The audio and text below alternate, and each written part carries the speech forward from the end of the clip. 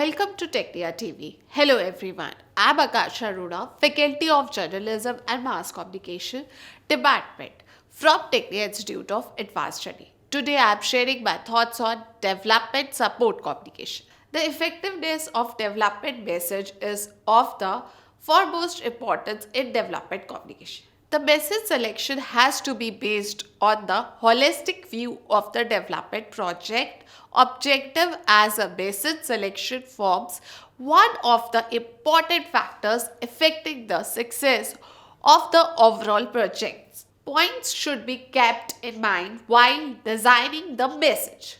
Usefulness of the content.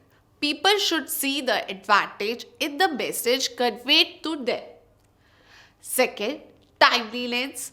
Message should be coordinated with the timing of the activities they have intended to influence to increase the implementation potential of the content. Appropriateness. Development message should include the reason or logic for suggesting any new idea apart from process to be followed in putting the ideas into action. This can help people to decide what is appropriate for their individual conditions. Simplicity. Simple messages are easy to communicate and understand. Fifth, need assessment of the target audience. Various methods like community study, observation, contacting key person or leaders of the community, referring their reports, if any, can be used to find out needs of the people. Important steps in message designing. Priority. Determining the priority issue and defines them. For example, weather, health, nutrition, women issue, and so on. Media communication channels to be used should be decided keeping in mind the literacy level of the target group, channel access, channel availability, purpose of community. Third, local resources. Incorporating local resources in planning the communication strategy. Fourth, different content for different channels. If TV is to be used, the script should be written.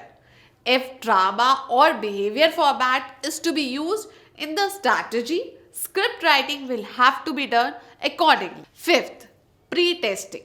Pre-testing the strategy with a sample of your target group to avoid any loss or wastage in communication. Sixth, proper delivery system.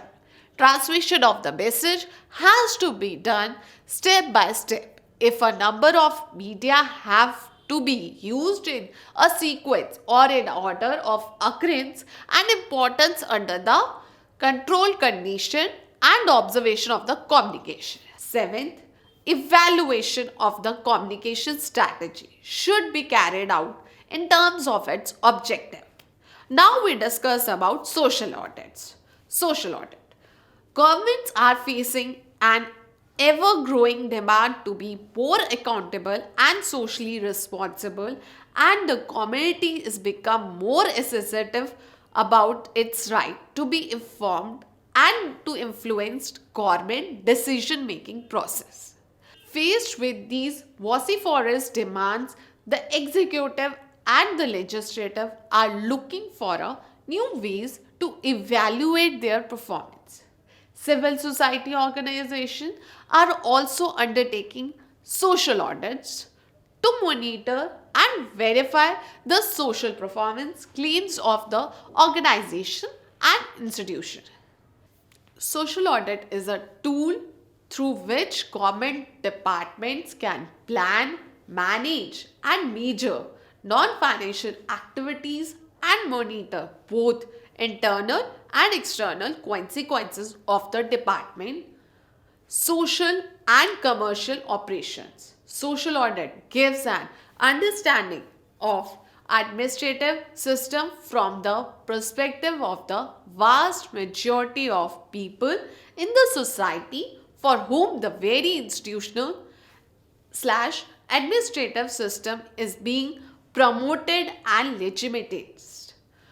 Social audit of the administration means understanding the administrative system and its internal dynamics from the angle of what they mean for the vast majority of the people who are not essentially a part of the state or its machinery or its ruling class of the day for the whom they are meant to work.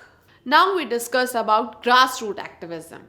Grassroots activism is about mobilizing a group of people who are passionate about a cause and harnessing the power of their own conviction to push for a different outcome. This kind of movement relies on individuals who are willing to drive the change that they are concerned about from the ground up. Often, the causes is something very personal and takes place in the activist own community. This type of advocacy has many challenges. Organization can struggle to collate support from diverse donor sources. The activists in question may be geographical distributed or have skills gap that are difficult to fill. Despite these challenges, campaigns are surprisingly effective. In political history, we have seen grassroots success within the American civil rights movements and 1980s German peace movement among countless others. But it's not just politics where we can make difference. It's our workplace too. The modern era has seen this become an increasingly popular method for organization to create employee driven change both internally and in the public policy sphere. At Thought Works, we take our mission for social and economic justice very seriously. We work with a variety of clients and social movement to help make our industry and more broadly our world a safer, more accepting place. Now we discuss our last point, whistleblower. A whistleblower is an employee who notices and reports wrongdoing within his company or organization, which could negatively affect the public as a whole. They are protected under the law. This means that they should not have to fear retribution, such as the loss of their jobs, simply because they believe the whistle, speaking up against unlawful acts.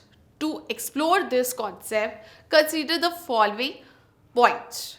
Definition: someone who informs on another wrongdoing or who publicly disclose corruption. Origin: 1965 to 1970. What is whistleblower?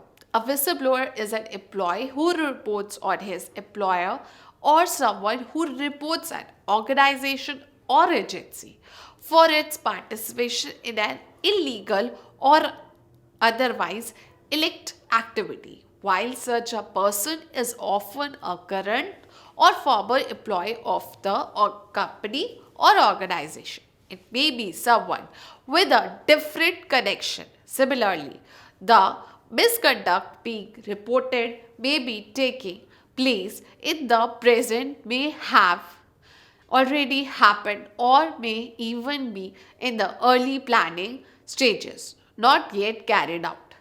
There are two different types of whistleblowing. First is internal whistleblowing. Internal whistleblowing. Internal whistleblowing is, as one might accept from its name, the act of reporting misconduct to someone else within the same organization. Second is external whistleblowing. External whistleblowing, on the other hand, is the reporting of misconduct to someone outside of the organization, such as law enforcement and or the media. Whistleblower Protection Act. The Protection Act, which was enacted in 1989 and extended in 2012, specifically protects people who work for the federal government and inform on illegal or improper activities conducted by government. The Whistleblower Protection Act protects federal employees from potential retaliation from government. Examples of whistleblower retaliation may include termination of employment, demotion, suspension, threats, or harassment, discrimination. There have been several incidents, however, involving famous whistleblowers who have not been protected by the Whistleblower Protection Act as their action they did not fall within the realms of the Act protections. That's all from my side. I hope this lecture will clear your vision about this topic. Thank you for watching more videos like this. Subscribe Technia TV. Thank you.